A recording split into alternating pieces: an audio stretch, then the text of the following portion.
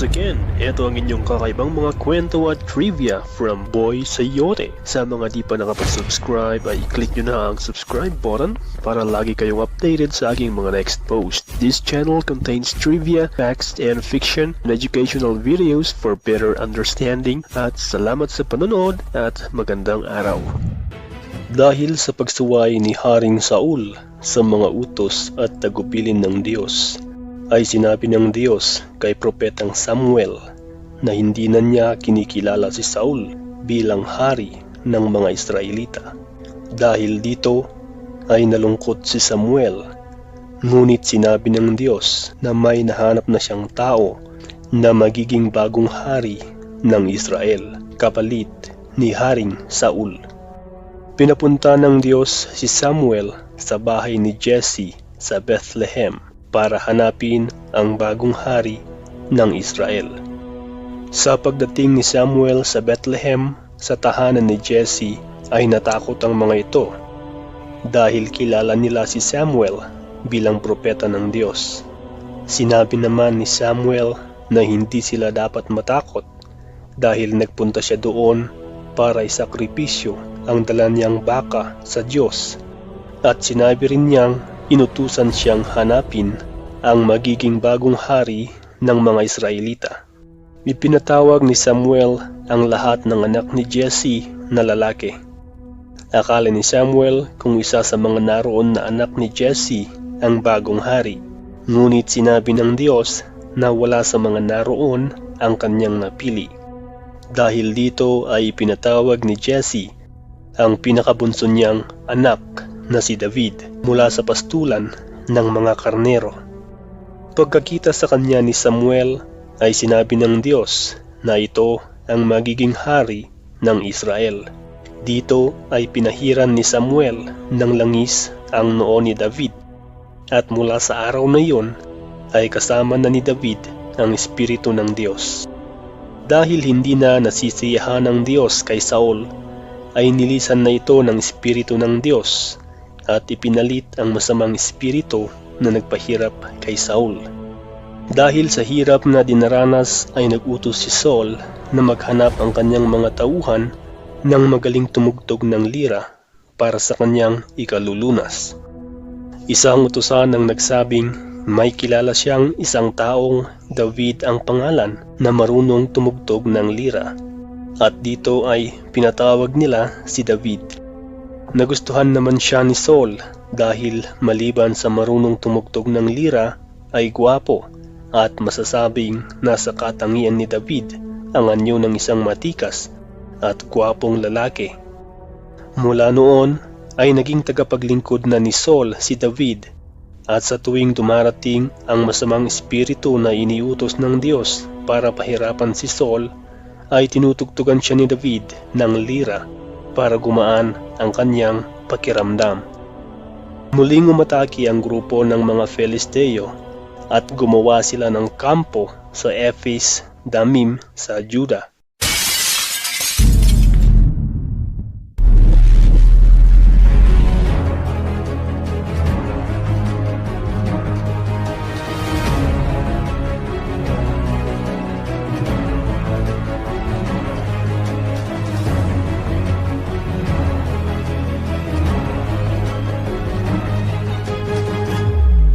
Sinalubong sila ng grupo ni Saul kasama ang mga sundalong Israelita.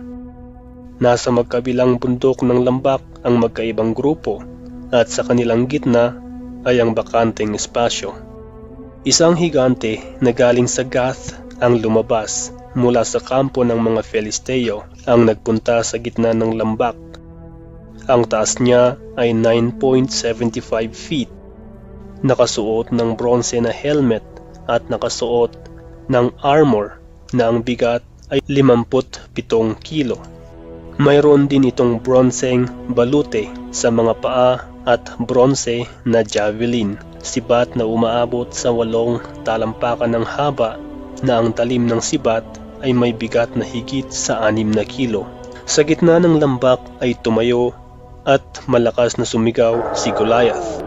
Hinamon ni Goliath ang hukbo ng mga Israelita at mapagmataas na naghamon na ilabas ng mga Israelita ang kanilang pinakamagaling na mandirigma para labanan siya. Dahil higante si Goliath ay walang naglakas loob na lumaban mula sa mga mandirigmang Israelitang nandoon.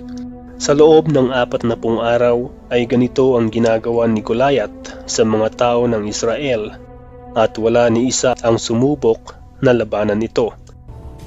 Is there no one else? Habang abala sa labanan si Saul ay nagpabalik-balik si David sa kanilang bahay sa Bethlehem para silipin ang kanyang mga alagang tupa. Dito ay nalaman niya mula sa kanyang ama na 3 sa kanyang mga kapatid ang kasamang nakikipagdigma sa mga Filisteo. Inutusan siya ng kanyang ama na dalhan niya ng pagkain at kamustahin ang kanilang sitwasyon. Kinaumagahan ay nagpunta si David sa kinaroroonan ng mga sundalo para kamustahin ang mga kapatid. Naabutan niyang magkaharap at nakahilera ang magkalabang hukbo. Nakahanda sa digmaan, oras na may maunang umatake. Kausap niya ang kanyang mga kapatid nang lumabas mula sa hanay ng Filisteo si Goliath at muling naghahamon sa kung sino ang pinakabida sa mga Israelita.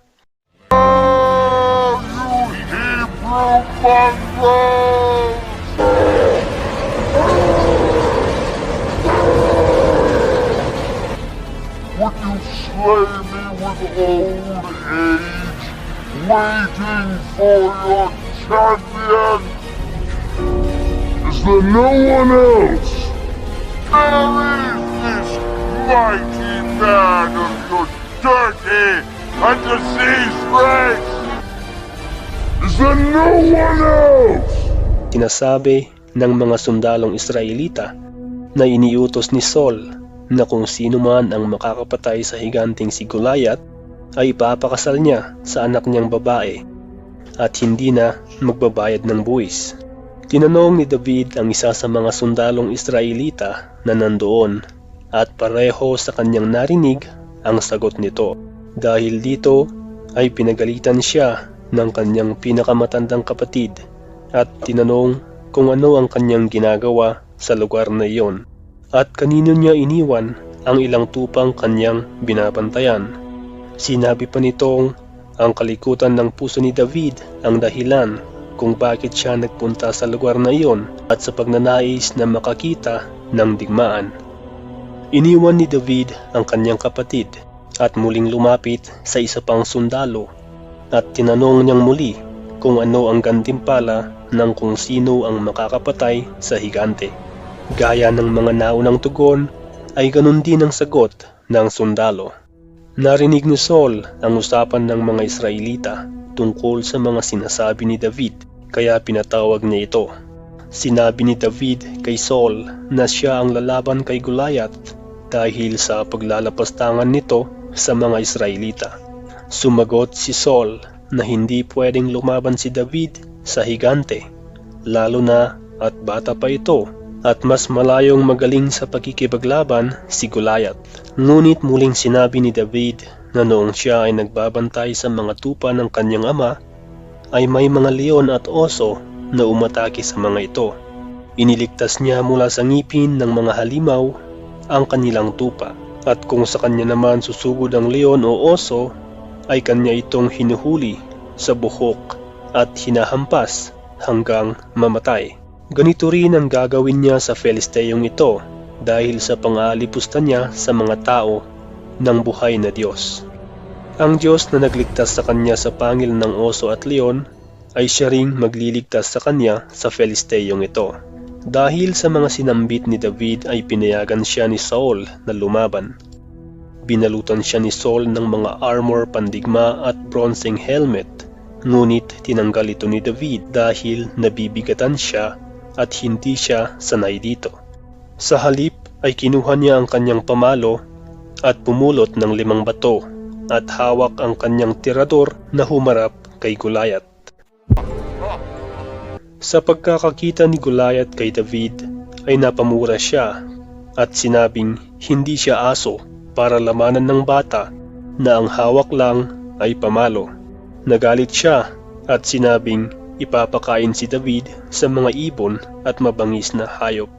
Sinagot siya ni David na kasama niya ang Diyos sa pagkikipaglaban at ibibigay ng Diyos ang tagumpay sa kanilang laban, at si Goliath ang ipapakain niya sa mga ibon at mababangis na hayop.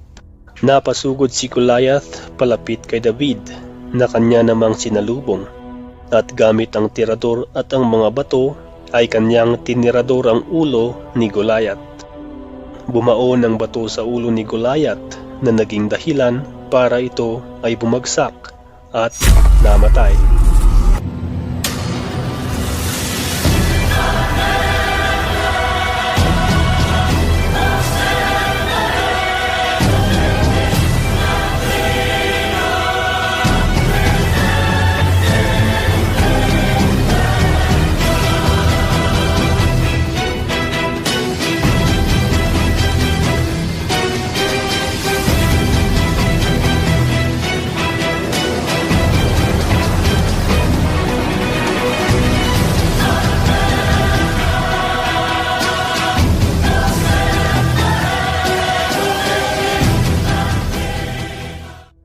Kinuha ni David ang espada ni Goliath at ito ang ginamit niyang pinamputol sa ulo ni Goliath.